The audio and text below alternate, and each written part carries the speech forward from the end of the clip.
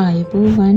ඉතින් මාත් එක්ක එකතු වෙලා ඉන්න හැමෝම Art of Cakes channel එකට ගොඩාක් ආදරෙන් පිළිගන්නවා. අද මම මේ ඔයගොල්ලන්ට පෙන්වන්න යන්නේ පැය භාගයක් වගේ ඉතාමත් අඩු වෙලාවකින් බර්ත්ඩේ එකකට කේක් එකක් හදාගන්න විදිය. ඉතින් මේ වීඩියෝ ගොඩාක් වටිනවා. අඩු වියදමකින් කේක් එකක් හදාගන්න ඕන කෙනෙක්ට, ඒ වගේම කාගේ හරි බර්ත්ඩේ එක අමතක වුණ වෙලාවක ගොඩාක් ඉක්මනින් බර්ත්ඩේ කේක් එකක් හදාගන්න ඕන කෙනෙක්.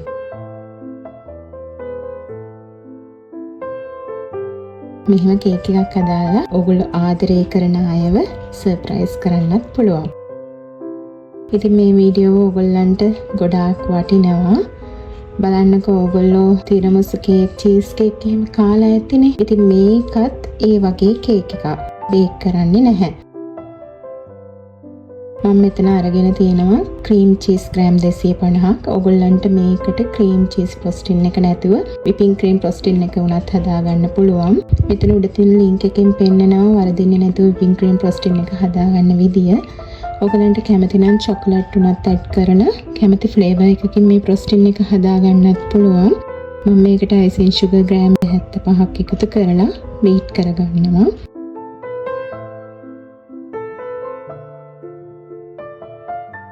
ඊට පස්සේ මම මේකට තිකන් ක්‍රීම් මිලිලීටර් 600ක් සහ වෙල්ල තේ හැඳි එකක් එකතු කරලා ස්ටිෆ් පීක් වෙනකන් බීට් කරගන්නවා. මේකෙදි ඔයාලට බටර් ක්‍රීම් ෆ්‍රොස්ටින් එක හදනවා නම් ටිකක් අමාරුයි. මොකද එතකොට ෆ්‍රිජ් එකේ ටික වෙලාවක් තිබුණාම මේක බටර් ක්‍රීම් ෆ්‍රොස්ටින් එක හાર્ඩ් වෙනවා. විපින් ක්‍රීම් ෆ්‍රොස්ටින් නැත්නම් චීස් ක්‍රීම් ෆ්‍රොස්ටින් වලට වඩා වැඩියෙන්. ඒ නිසා වඩා සුදුසුයි මේකට ක්‍රීම් චීස් ෆ්‍රොස්ටින් එක හරි විපින් ක්‍රීම් ෆ්‍රොස්ටින් එක හරි යොදා ගන්නවා නම්. ඊළඟට මම මේක පයිපින් බෑග් එකකට මේ විදිහට දාගෙන ඩෙකොරේට් කරගන්න තමයි යන්නේ. ඔයාලට පුළුවන් පයිපින් බෑග් එකක් නැත්නම් පොඩි shopping බෑග් එකක් උනත් පාවිච්චි කරන්න. ඉතින් ඔයගොල්ලෝ බලනවා ඇති කො ඩෙකොරේට් කරන්න කේක් එක කියලා නේද? දිගටම බලන්නකෝ වීඩියෝ එක. මෙතනදී ඔයාලට කේක් බෝඩ් එකකට පිරිසිදු බෝඩ් එකක් බේකින් පේපර් එකකින් කවර් කරලා ගන්න පුළුවන්. මම ගත්තේ chopping board එක.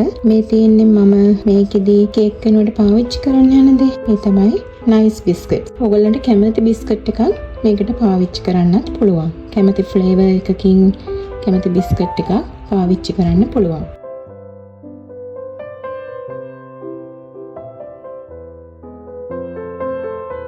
මෙන්න මේ විදිහට බිස්කට් ටික ලස්සනට තියාගෙන ඒකට රත් කරපු කිරි ටිකක් උඩින් දා ගන්නවා.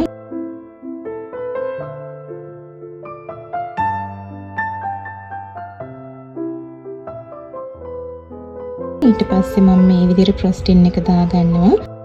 ඒක ලෙවල් කරගන්නත් ඕන. ඉතින් අයිසිං නයිෆ් එකක් නැත්නම් පිරිසිදු අඩි රෝලක් පාවිච්චි කරන්න පුළුවන්.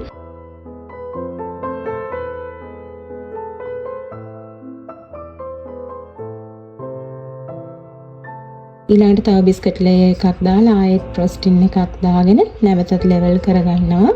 ඊට උඩින් ආයෙත් බිස්කට් ලේයර් එකක් දාලා මේක හොඳට කවර් කරගෙන හොඳට නීට් වෙන්න හරි ගස්ස ගන්නවා. පොඩ්ඩක් ෆ්‍රිජ් එකේ තියලා ගත්තාම මේක ලස්සනට නීට් කරගන්න පුළුවන්. ඔයගලන්ට මම වගේම ඔයගලන්ට පුළුවන් විදියට ලස්සනට නීට් කරගන්න. ඉතින් ඊට පස්සේ මම මගේ ළඟ තියෙන ස්ප්‍රින්කල්ස් වලින් මෙන්න මෙහෙම ලස්සනට මේක කැඩ කරගන්නවා. ඉතින් බලන්නකො මේකේ ලස්සන දැන් කඩෙන් ගෙනාව කේක් එකක් වගේම හරිම ලස්සනයි. මේක ෆ්‍රිජ් එකේ දාලා තියලා කපන්න පැය භාගයකට විතර කලින් එළියට අරගෙන තියලා කපන්න. ඔයා ආදරය කරන ඕනම කෙනෙක් සර්ප්‍රයිස් කරන්න ඔයාගේම අතින් බර්ත්ඩේ කේක් එක ඉතා ඉක්මනින් ඉතා පහසුවෙන්ම මේ විදිහට ඔයාලට ගෙදරදීම හදාගන්න පුළුවන්. ඇත්තටම කේක් ලේයර්ස් වගේ බලන්නකො කැපුවමත් හරිම ලස්සනට නීට් එකට තියෙනවා. ඒ වගේම හරිම රසයි මේක. ගෙදර අයත් කාලා කිව්වේ හරිම රසයි කියලා. ඒක කිරි රසයි ඒවත් එක්ක හරිම රසයි මේක. චීස් කේක් එකකට හා සමාන රසක් තමයි චීස් ක්‍රීම් ෆ්‍රොස්ටින් එක පාවිච්චි කරාම එන්නේ. ඉතින් ඕගොල්ලොත් හදලා රස බලන්නකො එහෙනම්.